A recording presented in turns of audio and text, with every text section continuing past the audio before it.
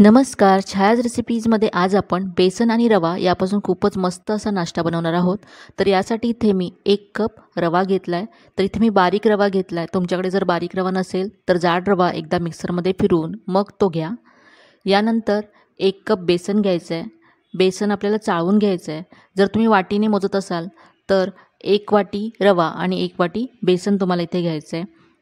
बेसन मी इथे सगळं चाळून घेतलं. यानंतर यामध्ये आलं आणि हिरवी मिरची ठेचून घेतले मी, ते घालायचं आहे. तुम्ही पेस्ट करून घेतली तरी चालेल. यानंतर यामध्ये 2 चिमूटभर हिंग घालायचं आहे. बेसन आहे त्यामुळे इथे हिंग नक्की घाला, चवसुद्धा खूप मस्त येते. यानंतर इथे अर्धा चमचा मीठ घातलं आहे आणि आता यामध्ये अगदी चिमूटभर हळद घालायची आहे. हळद इथे खूपच कमी घालायची आहे. यानंतर यामध्ये अर्धा चमचा साखर घालायची आहे. तुम्हाला जर साखर नको असेल तर नाही घातली तरी चालेल, पण आंबट गोड चव खूप मस्त लागते म्हणून इथे मी अर्धा चमचा साखर घातले. यानंतर इथे 1 मोठा चमचा तेल घालायचं आहे. आता यामध्ये अर्धा कप दही घालायचं आहे. थोडंसं आंबट दही घ्यायचं इथे. दही आधी मी फेटून घेतलं होतं. आता इथे मी 1 कप पाणी घेतलं आहे. त्याआधी हे सगळं साहित्य एकदा आपण मिक्स करून घेऊया आणि नंतर यामध्ये आपण पाणी घालू. हे सगळं व्यवस्थित मिक्स करून घेतलं तर त्याच दह्याच्या कपामध्ये मी पाणी घेतलं आहे. तर थोडं थोडं पाणी घालत हे मिक्स करत जायचं आहे. तर हे पीठ आपल्याला जास्त घट्टसुद्धा नको आहे आणि पातळसुद्धा नको आहे, असं हवं आहे. तर यामध्ये थोडं थोडं पाणी घालते मी. तर इथे 1 कप पाणी पूर्ण आपल्याला लागणार आहे. यामध्ये रवा आहे त्यामुळे हे थोड्या वेळाने आणखी घट्ट होईल. तर याची कन्सिस्टन्सी तुम्ही आत्ता पाहू शकता अशी आहे. तर इथे सगळं 1 कप पाणी मी घातलं आहे.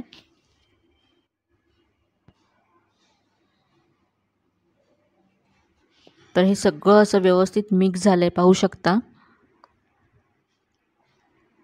तर आता हे आपण झाकून ठेवूया. 15 ते 20 मिनटं हे झाकून ठेवायचं आहे, म्हणजे रवा पाणी ॲब्झॉर्ब करून छान फुलेल. तोपर्यंत आपण चटणी तयार करूया. तर चटणीसाठी इथे मी साहित्य घेतलं आहे. भरपूर कोथिंबीर घ्यायची आहे. याबरोबरच तुम्ही थोडासा पुदिनासुद्धा घेऊ शकता. यानंतर अर्ध्या लिंबाचा रस घ्यायचा आहे. हिरव्या मिरच्या घ्यायच्या आहेत. थोडंसं आलं घेतलं आहे. 1 चमचा भाजलेली चण्याची डाळ घेतली.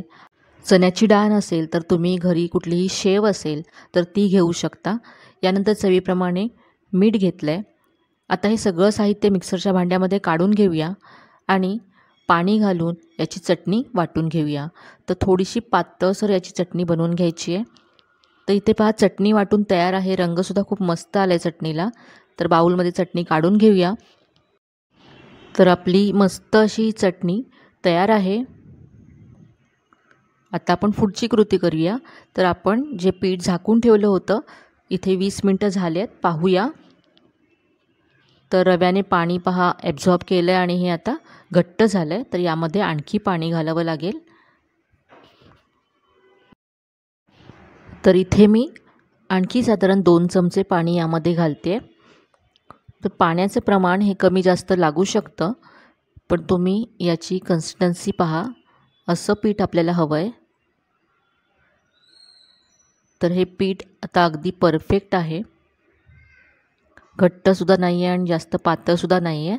आता पहा 2 ते 3 मिनटं हे असं मस्त फेटून घ्यायचं आहे. तर ही प्रोसेस खूपच गरजेची आहे. याच्यामुळे आपली रेसिपी मस्त हलकी फुलकी होणार आहे. तर पहा मी असं हे फेटून घेते.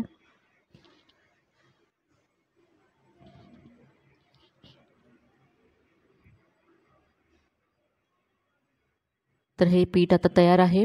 आता इथे पहा मी केकचा टीन घेतला आहे. तुम्ही याऐवजी एखादी प्लेटसुद्धा घेऊ शकता. तेलाने ग्रीस करून घ्यायचं आहे. तर आता यापासून आपण ढोकळा बनवणार आहोत. तर इथे मी इडलीचं भांडं घेतलं आहे. तर यापासून आपण इडली ढोकळासुद्धा बनवू शकतो. इडलीचा शेपचा हा ढोकळा बनेल आणि तोही खूप मस्त बनतो. इडली पात्र तर सगळ्यांच्याच घरी अवेलेबल असतं. यानंतर इथे पहा गॅसवरती मी कढईमध्ये पाणी गरम करत ठेवलं आहे. यामध्ये एक स्टँड असा उलटा ठेवला आहे. याबरोबरच दुसऱ्या गॅसवरती इडलीच्या भांड्यामध्ये सुद्धा पाणी गरम करत ठेवलं आहे. आता जे आपण पीठ तयार करून घेतलं होतं यामध्ये 1 पाऊच इनो फ्रूट सॉल्ट घालायचं आहे. यावरती थोडंसं पाणी घालायचं आहे ॲक्टिवेट करण्यासाठी. याऐवजी तुम्ही अर्धा चमचा बेकिंग सोडासुद्धा घालू शकता. आता हे मिक्स करून घ्यायचं आहे. तर इनो व्यवस्थित असा मिक्स करून घेतल्यानंतर हे पीठ अगदी पहा हलकं झालं आहे. आता जो आपण टीन ग्रीस करून ठेवला होता त्यामध्ये काढून घ्यायचं आहे. तर अर्धाच भरून घ्यायचा आहे कारण हा ढोकळा मस्त फुगतो. तसंच इडलीचं भांडंसुद्धा मी ग्रीस करून घेतलं होतं ते सुद्धा मी भरून घेतलं आहे पहा. आता या कढईमध्ये हा केक टीन ठेवायचा आहे आणि थोडीशी हवा राहील असं झाकण ठेवायचं आणि 15 मिनटं हा ढोकळा वाफवून घ्यायचा. गॅसची फ्लेम मीडियम ठेवायची आहे. तसंच जे इडलीचं भांडं आपण भरून घेतलं होतं ते सुद्धा या इडली पात्रामध्ये ठेवलं आहे आणि झाकण लावून हे सुद्धा आता 15 मिनटं वाफवून घेऊया. ढोकळा शिजतोय तोपर्यंत आपण इथे एक फोडणी तयार करूया. तर यासाठी एका भांड्यामध्ये मी 1 चमचा तेल गरम करून घेतलं आहे. यामध्ये अर्धा चमचा मोहरी घालायची आहे. मोहरी मस्त तडतडली की यामध्ये कढीपत्त्याची पानं घालायची आहेत. आता इथे मी 2 हिरव्या मिरच्या अशा लांब चिरून घेतल्यात त्या घातल्यात. थोडंसं याला परतून घ्यायचं आहे आणि आता यामध्ये अर्धा कप पाणी घालायचं आहे.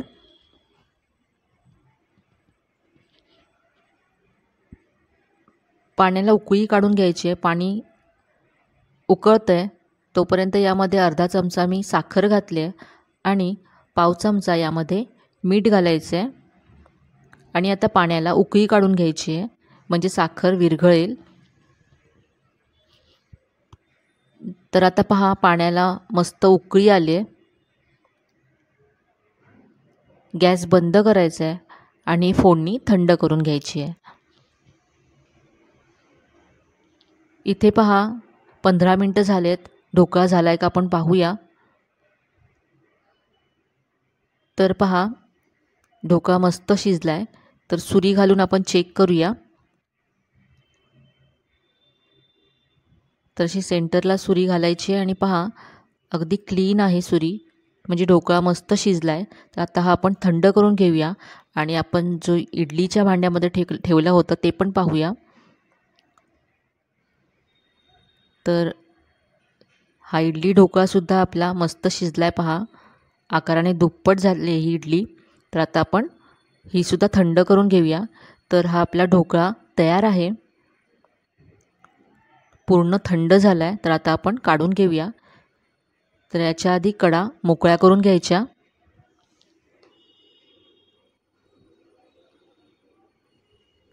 अगदी सहज हा निघतो. तर पहा इथे आपण जी हिरवी मिरची आणि आलं घातलं होतं ते दिसतंय आणि मस्त जाळीदार झाला आहे ढोकळा.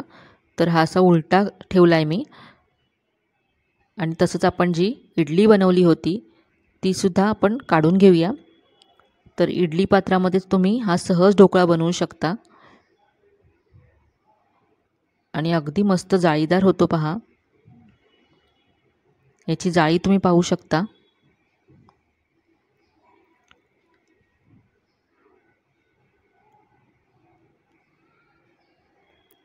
आता यावरती आपण जी फोडणी तयार केली आहे ती घालूया.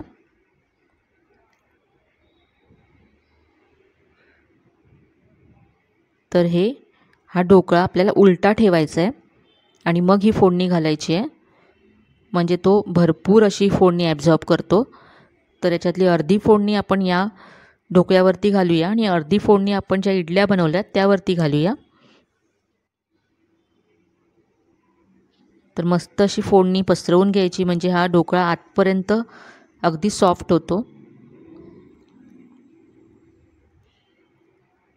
आता आपण कट करूया. तर तुम्हाला पाहतानाच कळत असेल हा किती सॉफ्ट झाला आहे. अगदी जाळीदार हलका फुलका असा हा ढोकळा तयार होतो। तर याचा पीस तुम्ही पाहू शकता किती मस्त झाला आहे हा, अगदी स्पॉन्जी आहे। तुम्हाला मी तोडून सुद्धा दाखवते, अजिबात चिकट नाही आहे। अगदी मार्केटमध्ये मिळतो तसा ढोकळा या रेसिपीने तयार होतो। आता आपण जी इडली बनवली होती ती सुद्धा तयार आहे, त्यावरती सुद्धा आपण ही फोडणी घालूया आणि मस्त असा आपला हा ढोकळा तयार आहे। तर ही इडली सुद्धा मी तुम्हाला तोडून दाखवते, पाहू शकता। ही सुद्धा अगदी मस्त जाळीदार आणि हलकी फुलकी होते। पण जी चटणी बनवली त्याबरोबर हा ढोकळा अगदी अप्रतिम लागतो। तर आजची रेसिपी तुम्हाला कशी वाटली कमेंटमध्ये नक्की कळवा। रेसिपी जर आवडली असेल तर व्हिडिओला जास्तीत जास्त लाईक करा, शेअर करा। चॅनलवर नवीन असाल तर चॅनलला सबस्क्राईब करायला विसरू नका। पुन्हा भेटूया अशाच छान छान आणि नवीन नवीन रेसिपीसह। तोपर्यंत धन्यवाद।